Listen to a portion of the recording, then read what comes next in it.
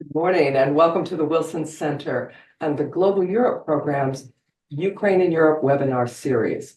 We are delighted that you can join us today for a discussion of one of the issues that is so critical to Ukraine's fight against Russia, and that is keeping its energy supplies going. We saw in the early phases of the war how Russia targeted energy production facilities in Ukraine. And now in the spring of 2024, we have seen that again, targeting these facilities in a deliberate attempt to turn out the lights in Ukraine. And with winter ahead, there is no more important topic than how Ukraine will protect its grid and how it will face the future under these attacks. So leading our Ukraine and Europe webinar series, we are delighted to have our global fellow, Mariana Bujarin, join us today. She is a public policy fellow with us, but she is also the senior research associate for the project on managing the atom at Harvard University's Belfer Center. Her research focuses on the international non-proliferation and arms control regimes. She leads their Atomic Voices seminar, which seeks to bring marginalized voices into a discussion of perspectives in the nuclear field. We welcome her research in this area, and it appears in publications across the US and Europe. Her most recent book is Inheriting the Bomb, the Collapse of the USSR and the Nuclear Disarmament of Ukraine. And we're very proud that it won the William E. Colby Military Writers Award for 2024. With that, Mariana, I'm going to hand the floor over to you for our discussion today. Thank you, everyone in the audience, for joining us. This is going to be a fascinating discussion. Thank you so much, Robin, for your kind introduction, and welcome all of our audiences. Thank you so much for tuning in on this Tuesday morning to discuss this really important and pressing subject with us today at the Ukraine and Europe Initiative at the Wilson Center. We will be talking about the resilience and recovery of the Ukrainian power grid that has been battered now for 2.5 years by the incessant Russian missile and drone attacks, and has incurred severe damages. We're looking at the winter. The winter is literally coming. And the questions arise how Ukraine will weather this winter, but also what Ukraine has to face going forward beyond this next heating season in terms of its power grid. With us today, we're very honored to have two excellent experts from Ukraine on the energy issue. I will briefly introduce them. You can consult their full biographies on our website on the page announcing this event. I'm honored to introduce Mr. Sviatoslav Pavlyuk, who is the executive director of the Association of Energy Efficient Cities of Ukraine.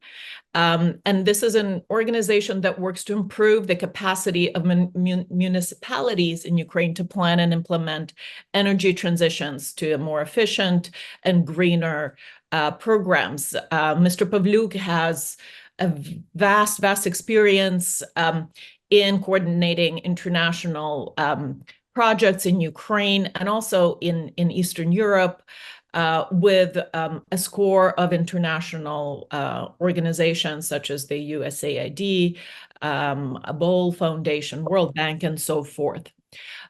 We are also welcoming today Alexander Kharchenko. He is trying to navigate his way into the Wilson Center right now, which anyone who have been to the Ronald Reagan building know it's no easy feat. So he will be joining us shortly. But let me just, while he's making his way, introduce him as well. He is an energy expert of also some 20 years of experience. He is the director of the Institute for Energy Research. and has contributed to the preparation of the Ukrainian grid to the synchronization with the European network of transmission system operators, the so-called ENTSO-E system that happened in March 2022, just as Ukraine was being assaulted by Russia. I have asked our esteemed experts to prepare some remarks to set the context and to give us some basic information about the Ukrainian grid and the challenges it faces right now. And after which I will pose some of my own questions, but I encourage all of you to come up with questions that might interest you or comments and post them in the Q&A box online. They will be transferred to me, and then I can ask the speakers, pass them on to speakers. With that, let me welcome Mr. Pavlyuk and hand over the floor to you. Thank you, Mariana. Thank you, Robin, also for inviting. Thank you. Thanks to all who signed up and actually are looking to our meeting to participating. I have prepared a few slides so you could get some sense of how Ukrainian energy system looks like, what is its status, and then we can also discuss how we're gonna move further and what are our perspectives. Just to give you a small, I will be very short, to give you some, let me start a few slides. I just wanted to give you a picture of the Ukrainian energy system and where we stand now. So with a small legend, you can see the facilities which have been targeted. Well, first, it's important to say that previous years, Russians were targeting the transmission systems. This year, they have started bombing the electricity generation facilities, and this is, and sometimes they're doing that combined. So we basically have the situation where we are relying on 3 nuclear power plants with total installed capacity up to 9 gigawatts. Then the biggest European nuclear power plant in Zaporizhzhia is actually occupied under Russian occupation. We don't have it. In general, the situation in the country, you can see along the Dnieper, in fact, where we start this winter, we are coming to this heating season, that all the generation on the left bank of the country is basically destroyed or suspended or damaged, and it's not working. Generally, all the electricity to the left bank of the or here on the picture is right side of the picture. Electricity comes from the left side to the right side, and here the right side, the east of the country, depends on the transmission system very much. So the functionality of the transmission system is absolutely critical to the cities on that side of the country to be able actually to deal with the challenges of the heating season. I will give you a short just picture of several sectors which we have in the energy system. Basically, out of almost 14 gigawatts of installed capacity, we have lost 6 gigawatt due to occupation.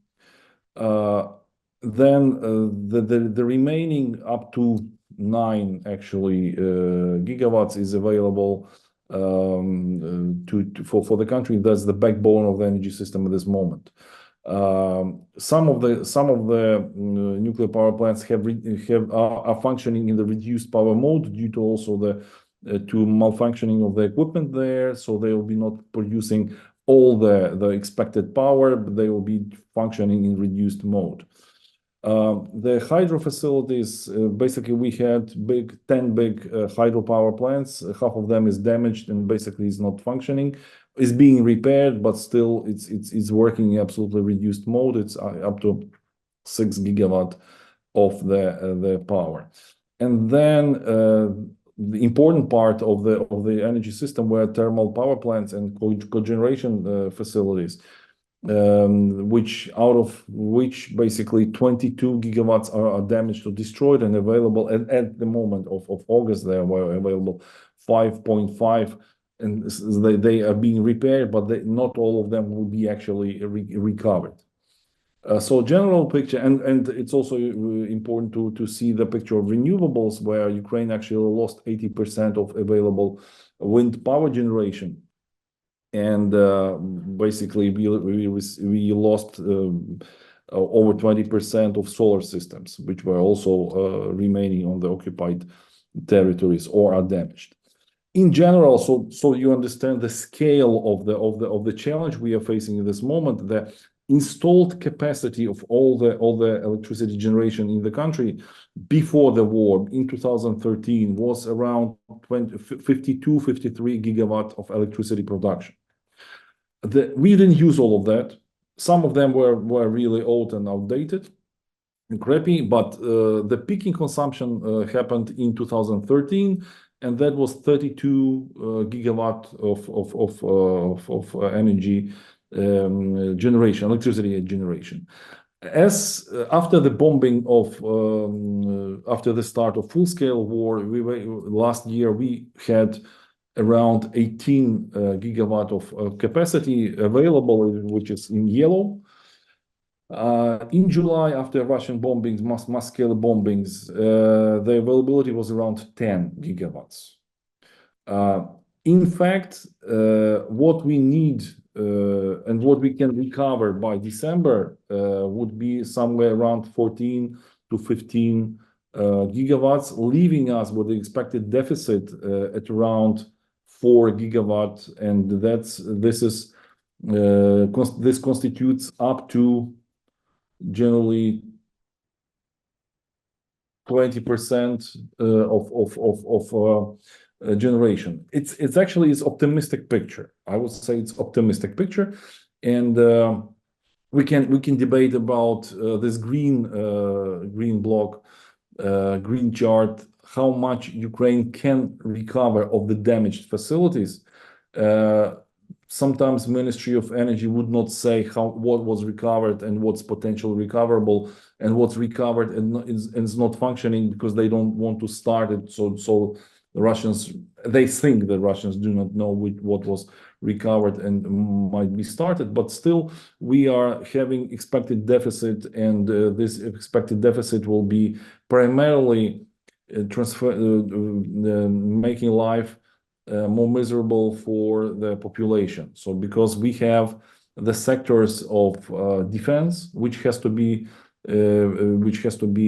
receiving the electricity. We have also the sector of social care institutions. We have water supply utilities. We have again thermal heat production, district heating production. So all of that requires electricity.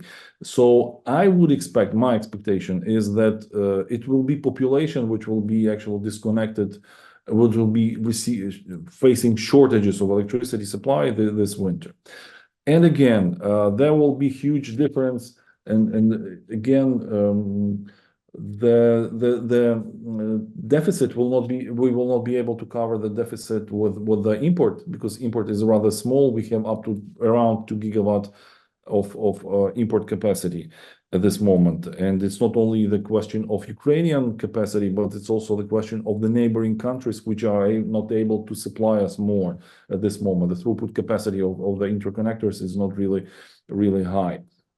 So in that sense, there will be big differences in the supply of the western cities, which are located in the districts where we have big generation facilities, and eastern cities which don't have, and they rely on the transmission system. Ukrenergo, as a system transmission system operator, did huge job actually to be prepared to these bombings, to be prepared for possible repairs. But still, we never know how precise Russians would be at this moment. Between 10 and 20% of their missiles, they are actually hitting the targets. So there will be damages, and we should be prepared to the scenario. The basic scenario includes the perspective of the basic scenario includes building the cogeneration machines, which are small, which are distributed evenly on the territory, which are not easy to target, because basically, if you target the output systems of nuclear power plant or the neighboring systems to nuclear power plant, basically you have 3 gigawatts out of the system. If you target small machines which are evenly distributed, you don't get that effect. So the challenge for Ukraine and for municipalities, for businesses, for municipal utilities is actually building a fleet of these small cogeneration machines. And that's a challenge because we didn't have that tradition, I would say, of having them. It's also the matter of price. It's a matter of availability of people to install them. And I think we will not be able to finish this task by this winter. The question is whether we'll be able to do it by the next winter. This winter will be very challenging, and most municipalities have to rely on these reserve systems. So the main tasks for municipalities is to ensure water supply and heat supply to the district heating systems and to water supply systems. So municipalities are working hard on assuring that they have reserve generation, but it should be also said that most of them is based at this moment on diesel generators, on petrol generators, and this is much more expensive than the electricity from the grid. So the challenge is for this heating season for the municipalities is actually have these generators, have money to buy the fuel, have the fuel, and be able to launch it. So it's a multi-level problem, but I would mention the stream of one of the mayors of Nizhyn, Mr. Semenikhin, whose city was bombed 4 days ago, actually, when he said that we are calling for the session of city council because basically we don't have money to buy the fuel to fuel the diesel generators to ensure water supply to the municipalities. So it is not only about the electricity, it's about functionality of municipal system, because if you don't have electricity and you don't have heat, theoretically you can play around and burn some wood. I'm just speculating, but when you don't have water supply to the city, that's much more disastrous challenge. And I think Russians do know this, and they are targeting these facilities. With that in mind, I think I ran out of my 15 minutes, which were allowed to me, and I would then remain to answer the questions, and we can have a debate on that. Thank you. Mr. Pavlyuk, thank you so much for laying out this general picture of the state of the Ukrainian power grid at this moment. Mr. Kharchenko, welcome to this webinar. We're glad you found your way to the Zoom call. And with that, I will pass the floor over to you to also discuss the challenges and possibly some proposals to increase the resilience of the Ukrainian grid for the coming winter. Over to you. Thank you, and hello everyone, and thank you for your invitation, and thank you, Sviatoslav, for a very good introduction of current status of energy system, which is absolutely true. And our forecast is that deficit in winter time will be in between 4 and 6 gigawatt capacity at the moment, depending of weather, because if you will have a cold winter with minus 10 Celsius, minus 15 Celsius, it means technically that rolled blackout will be applied for households for 12, 14, 16 hours per day in some schedule. Of course, it's very uncomfortable situation in winter time for households, but critical infrastructure, I believe, will be operational, and all basic services, including water supply and heating supply, will be operational in big cities at minimum.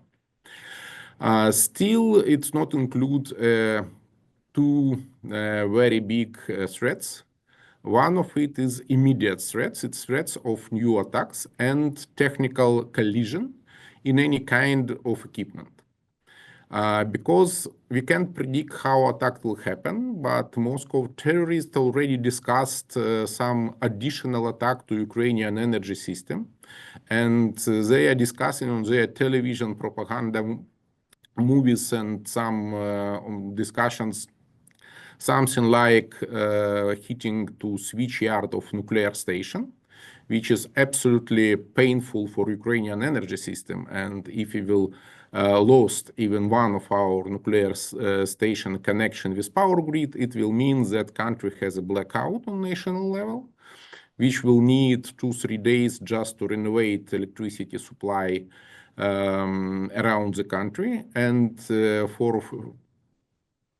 for next 10 days, 2 weeks, it will mean that restriction for electricity supply will be on level 20-22 hours per day. That if you have 2 hours electricity per day, it will be good result. It will be like positive scenario.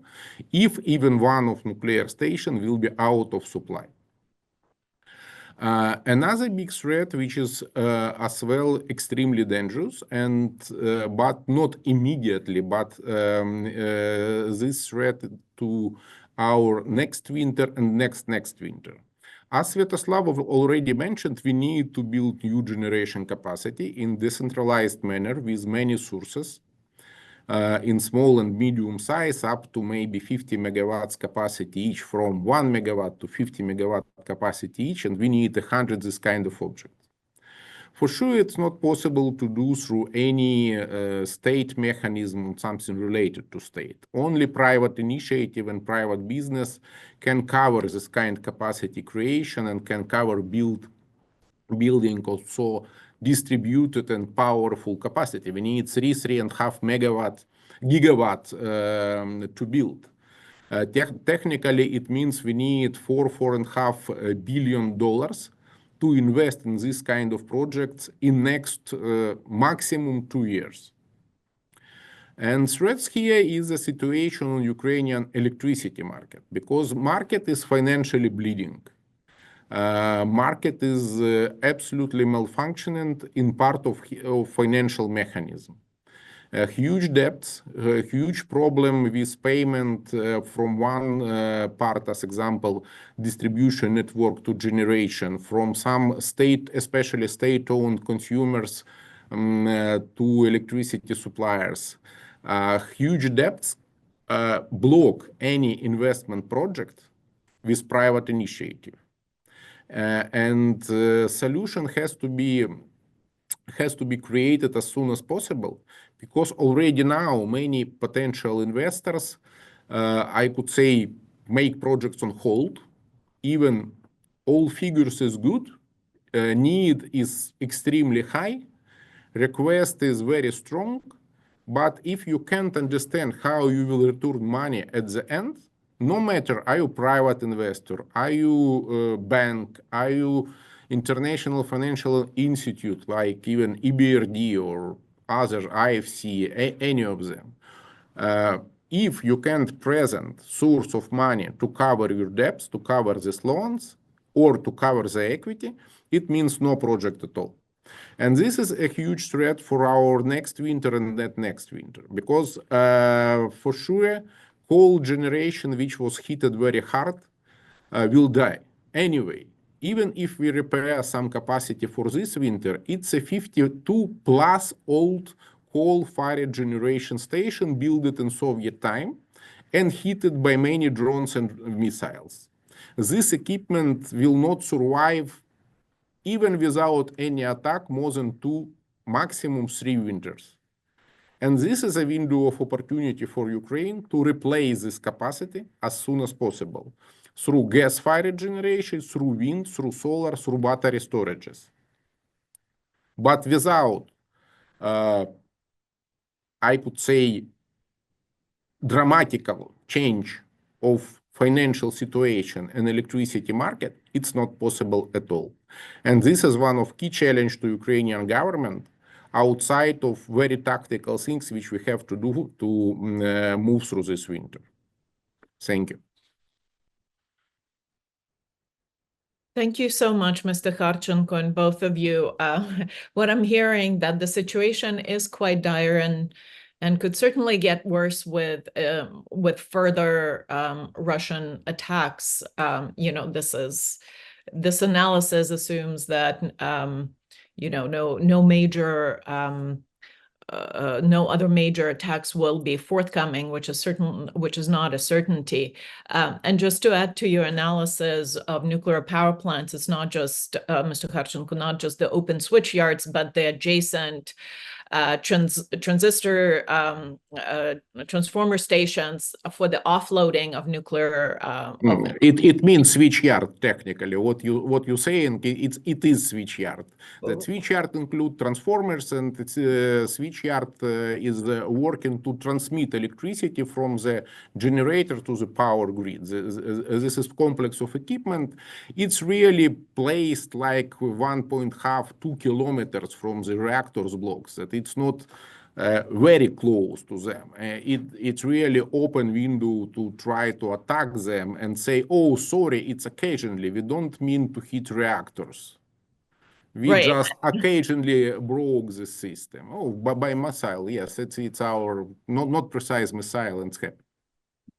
Right, and that also keeps you sort of in the gray space with the Geneva Convention when you don't deliberately target the actual nuclear reactor, but you target the critical infrastructure that's key to not just the offsite power supply, but to the offloading of the power that is generated.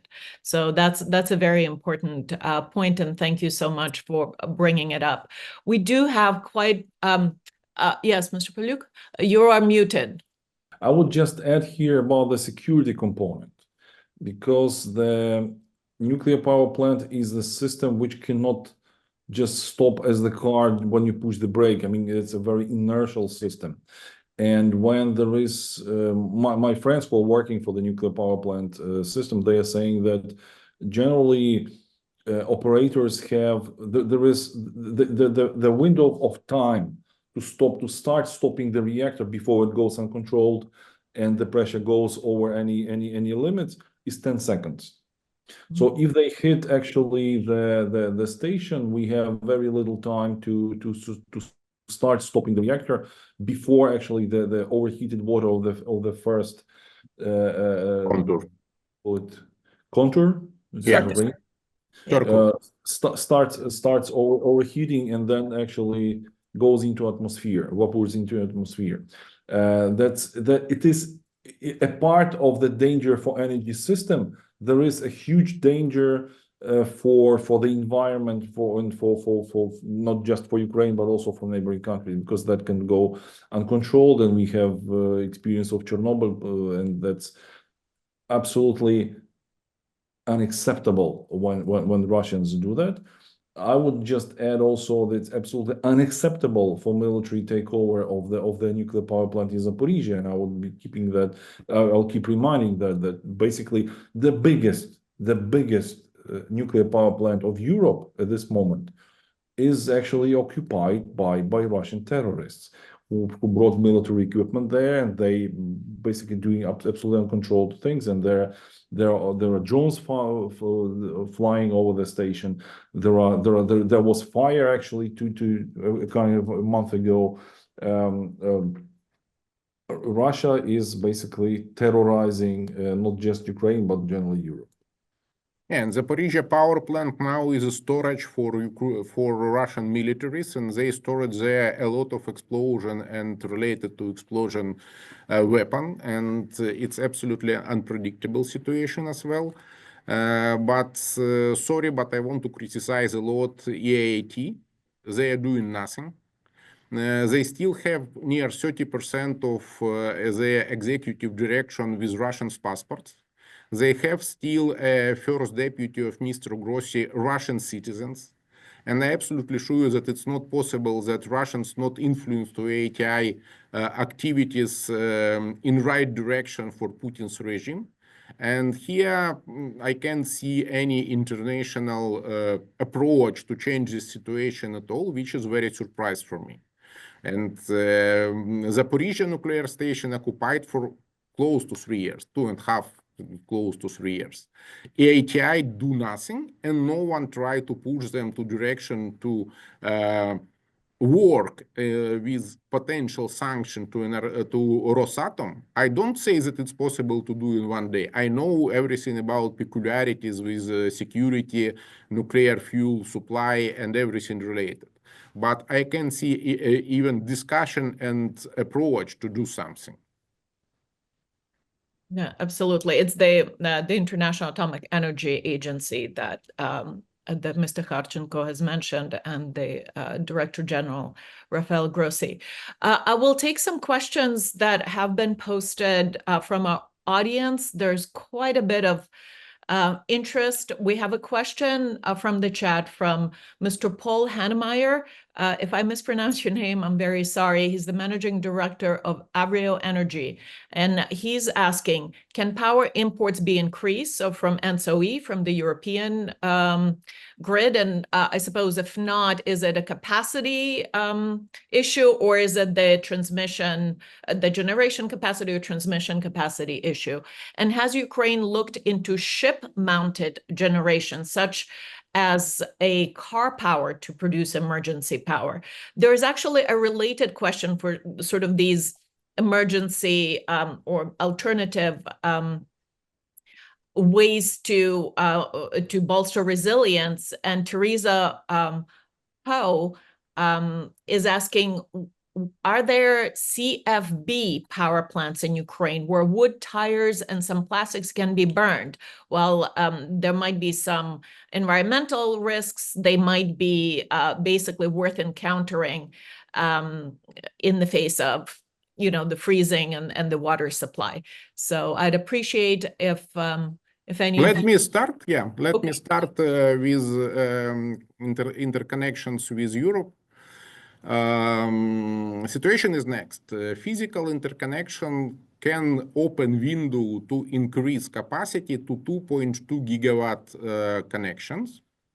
But the problem is that in European side, in between Romania and Bulgaria, and inside Hungary, we have several bottlenecks, which has to be managed by our neighbors.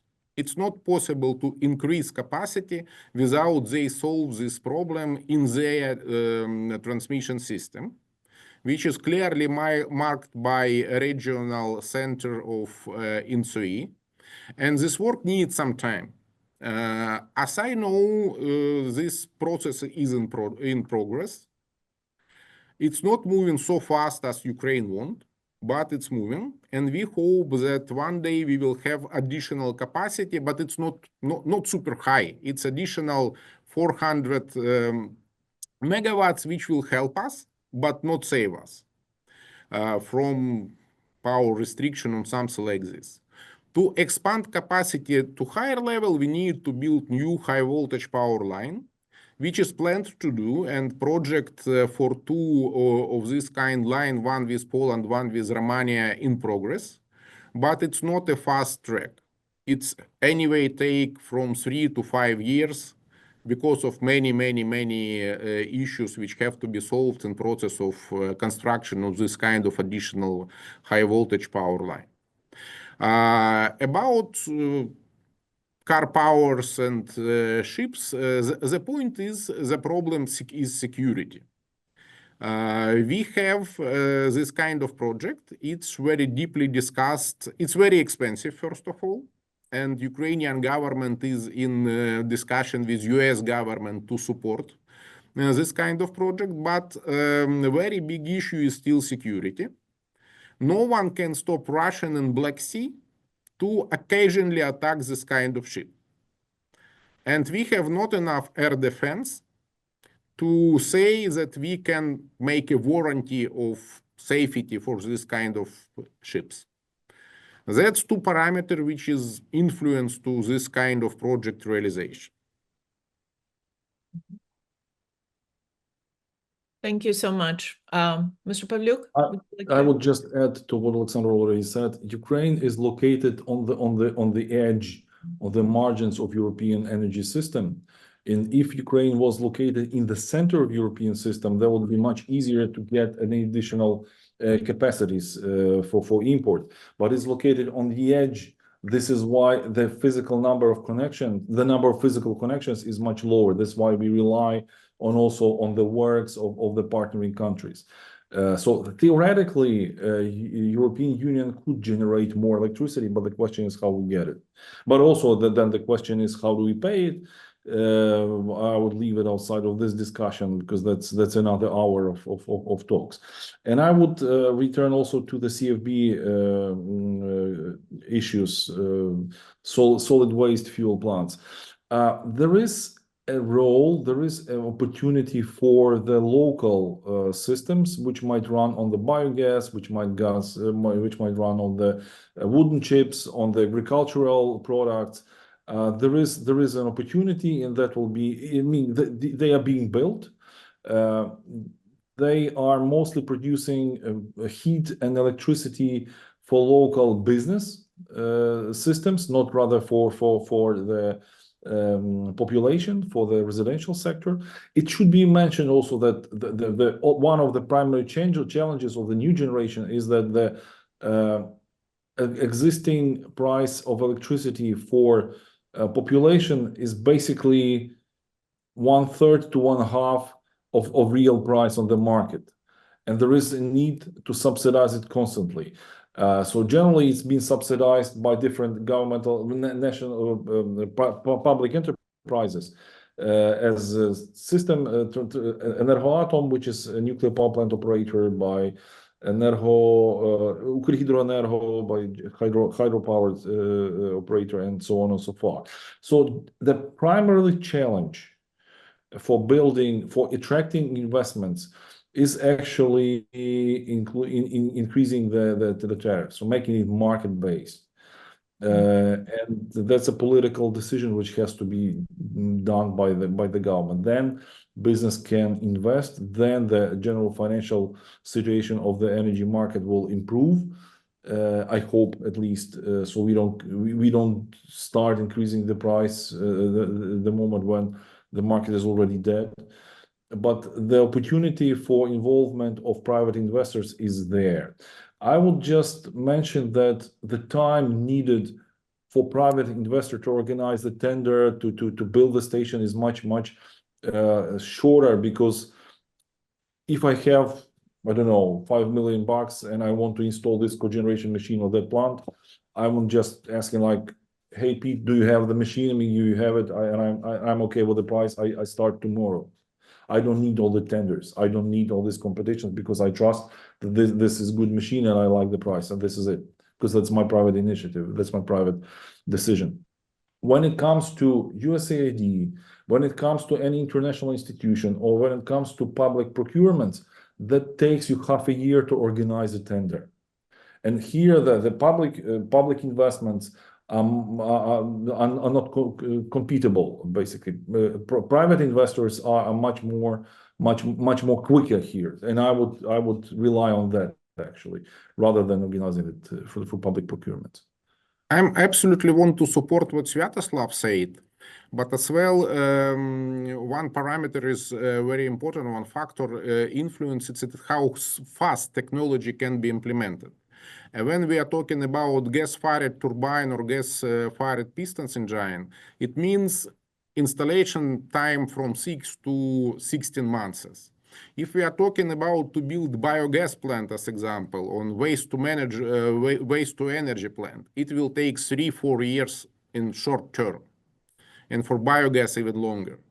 That I believe that for Ukraine, right solution is to start with gas-fired technologies, and in parallel develop project to biomass to energy, waste to energy, other kind technology which give us some flexible generation capacity to make our system more reliable and stable, and open more window for wind, solar, and other renewables all together with battery storage system. That's how, in my mind, Ukrainian development in energy system has to be for next 10 years frame. Yeah, there's actually quite a few questions that inquire about just this this aspect of the Ukrainian power grid, the private investment, and of course, you know, the thermal power plants, the coal power plants that are now largely destroyed, that those were in a private ownership in Ukraine by DTEK, the large company, or at least some of them. I see Sviatoslav is not fully on board, but those now that have been destroyed, it seems that the government share in the whole generation capacity in Ukraine has increased. I mean, the nuclear power plants alone now account for up to 70% of generation compared to 50% before the war. So the questions about this the opportunities for private investors are as follows. One is from Artem Gergun of the Cannon Institute at the Wilson Center. And he says, if your asset is under severe risk of bombing, will you invest? Who are these noble businessmen who will take such risks? Is it feasible at all to rely solely on private initiative? Solely, perhaps not, but there's also a related question about what are the Western countries and governments, how are they reacting to the Ukrainian needs, and are they stepping up their aid? And that's from Barry Lane. And I'll just field another related question from Victoria Mansikala of Merus Power. For investors who will be building new generation facilities, for example, RE, how mature are the financial mechanisms, balance market remuneration, or any kind of support for adding BESS? These are the terms that battery energy storage system. Right. You will know this better than I, to the new existing RE assets. Is it too dangerous for an environment to install LFP batteries? So with that, I'll hand over these rather technical questions back to you, Mr. Kharchenko. Well, I think Sviatoslav will add to my answer. I will shortly give some picture that in general, we have now like a boom of Ukrainian investors in energy.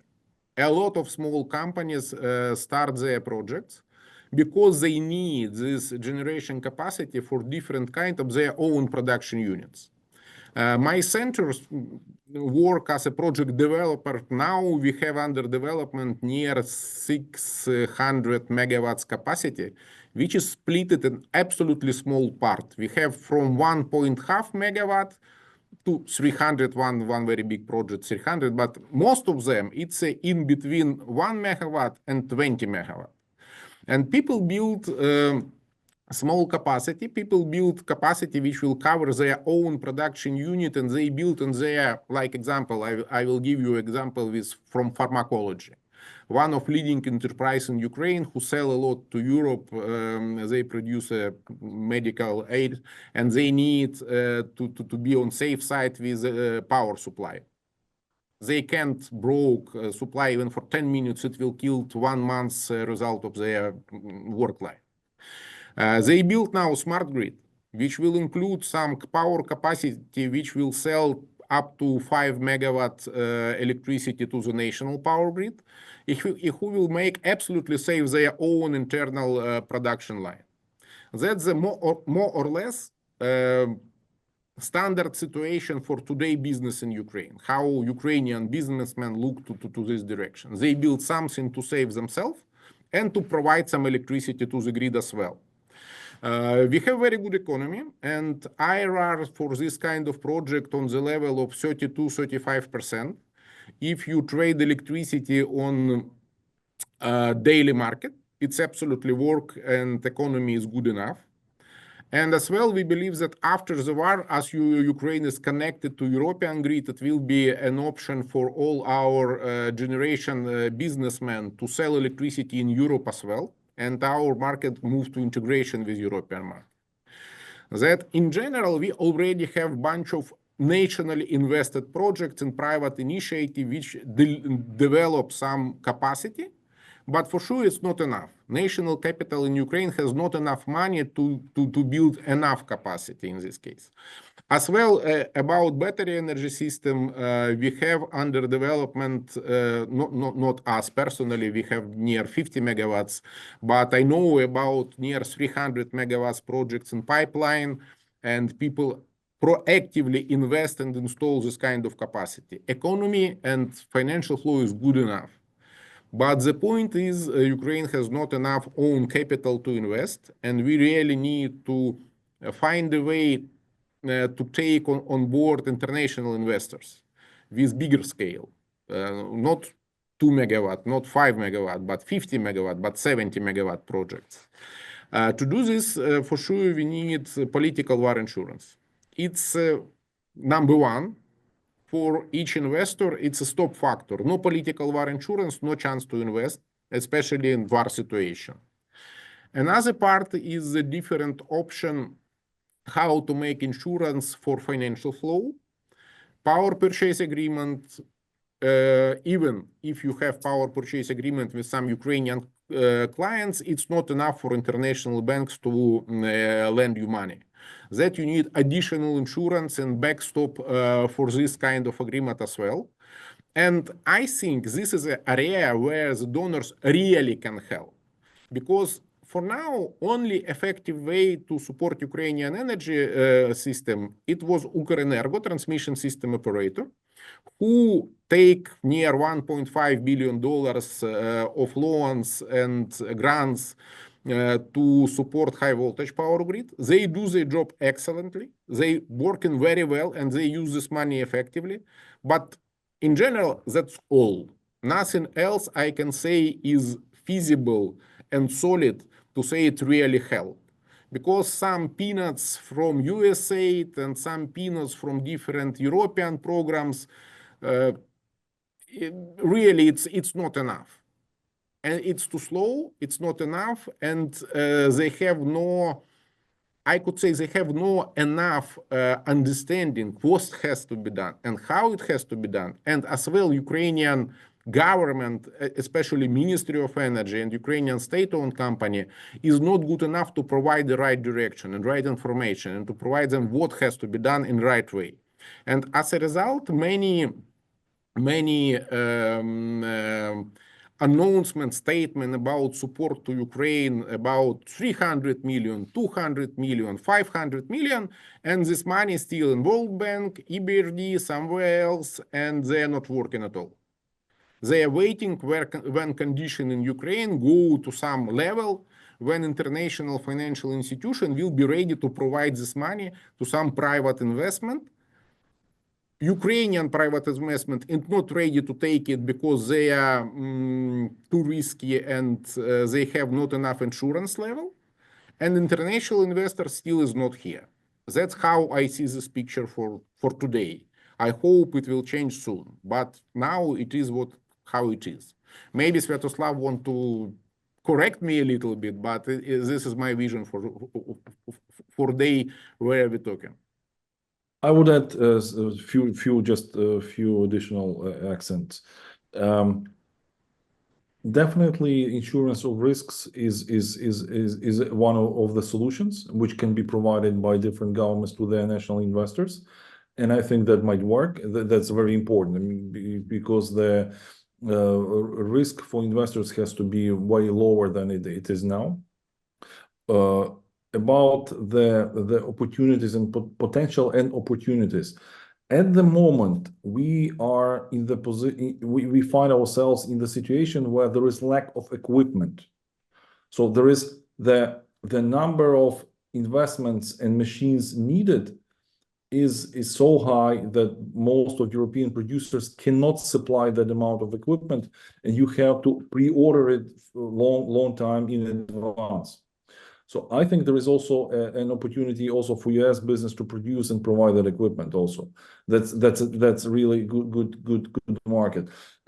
My colleagues from the energy sector, from the who are constructing the electricity systems, they are saying that the total capacity of European producers of cogeneration machines is able to supply Ukrainian need in 2 years production if they be only working for Ukrainian market, and they cannot stop their current contracts, which means that there is an opportunity also for US producers to participate in that market.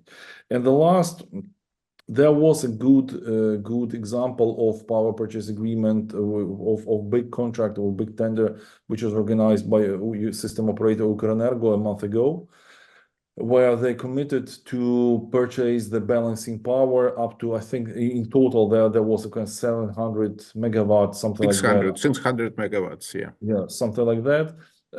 And they are signing at this moment. They are signing power purchase agreements with the winners of the tender, and the private investors which invest.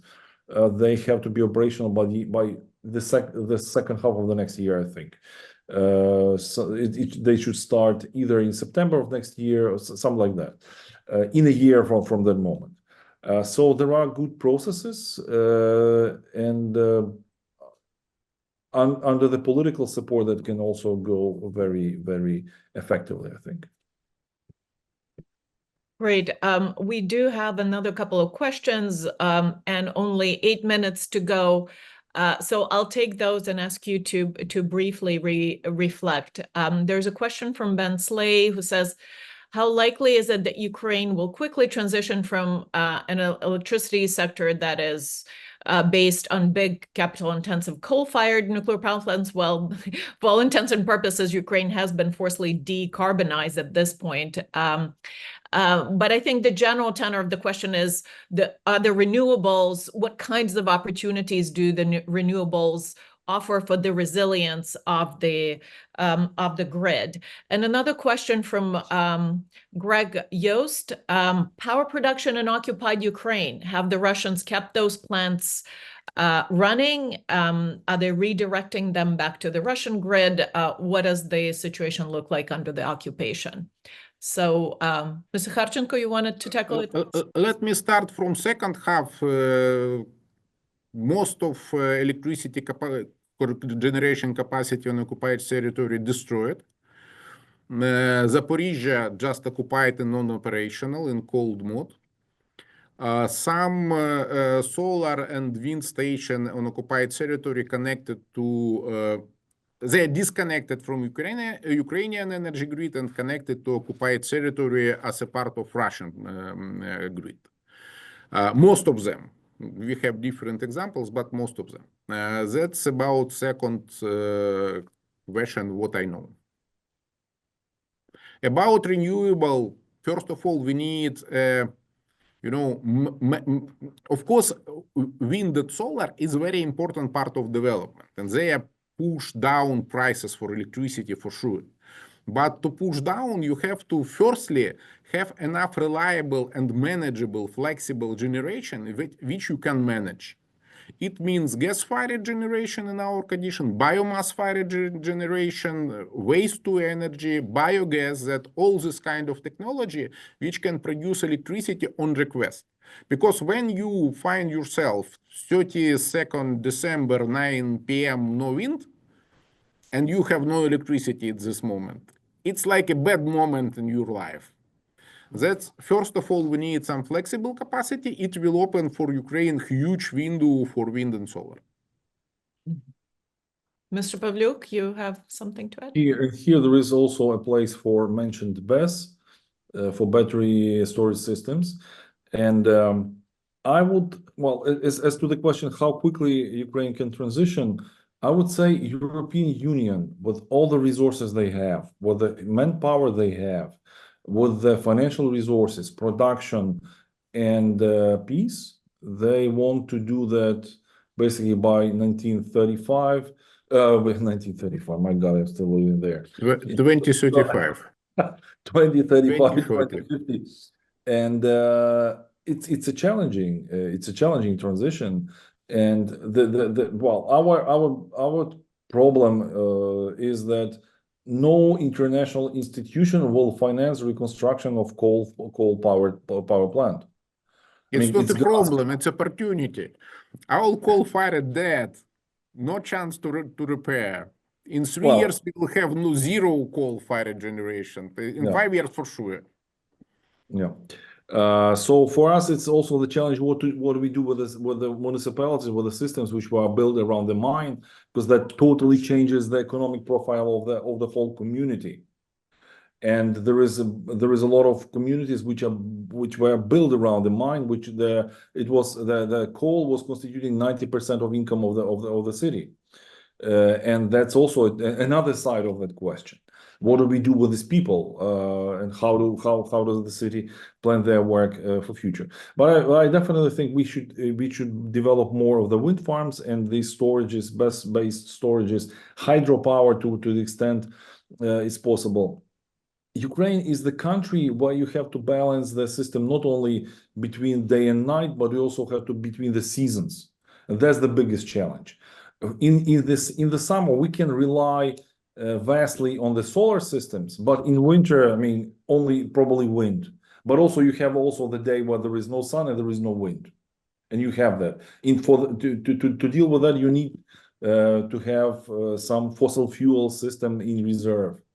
There is no other choice, or basically have more nuclear. I mean, we are the country of that type, and it's about the physics and about geography. With very little time left, let me just ask you to briefly reflect on this one general question. It is tempting to think that what's happening in Ukraine is sort of a one-off. It's a situation of war that's not going to happen anywhere else. But that would be an optimistic assumption, right? Going forward, what lessons do the Europeans and other governments can learn in the way they configure and prove their grid with more resilience from the Ukrainian experience? Mr. Pavlyuk, maybe I ask you to reflect on this first. I would say any money which Russia would make on trade with you will be used against you. It will not be used to improve the life of Russian citizen. It will be used to build more weapons and actually target you.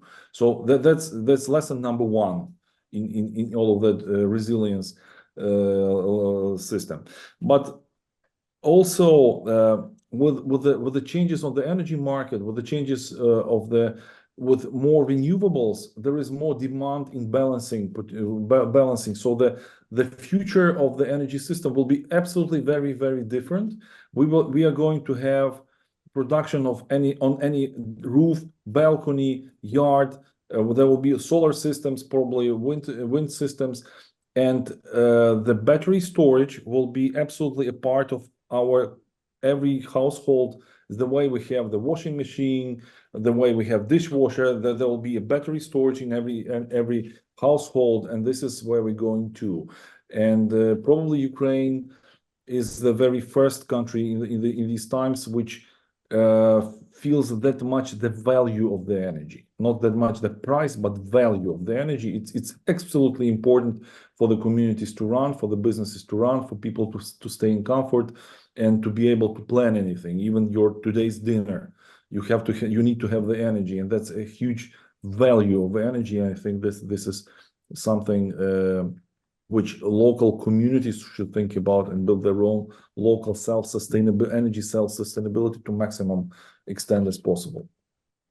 Thank you. Mr. Kharchenko, your final words. I try to be short, but I have two messages. One message is I believe that Europe and US has to think about security of supply. We did a short exercise. We calculated that if someone blow up 5 high voltage substation in Germany, Belgium, and Czech, 70% of Europe will have blackout, and they will spend at least 7 days to recover system from the blackout. My military specialty is a drone pilot, And I could say you that most of European high voltage substation I could blow up in 20 minutes with 2 Mavics and 1.5 kilo of explosion material. No any defense, no any security, no any real even surveillance system to understand who did it. Very simple. Another message, Ukrainian system moves through the extremely fast decarbonization. And this crisis is as well opportunity. And I absolutely sure you that on exit, Ukrainian system will be a mix of very high quality nuclear, solar, wind, and some flexible capacity based on biomass, biogas, biomethane, and everything related. And Ukraine will be one of cleanest and will have one of cleanest energy system in Europe, and will supply Europe again in 5-7 years perspective by electricity from Ukraine. We just need to finish this war, and we will rebuild our energy industry, and we will supply Europe again. Thank you so much for finishing us on this hopeful note amid very dark times.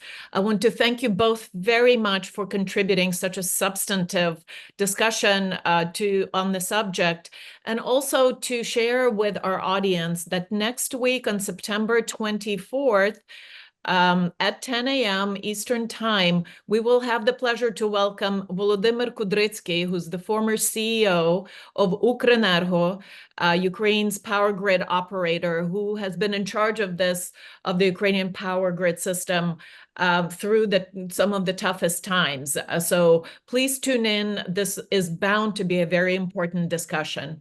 Thank you all very much. And with that, I will end this webinar.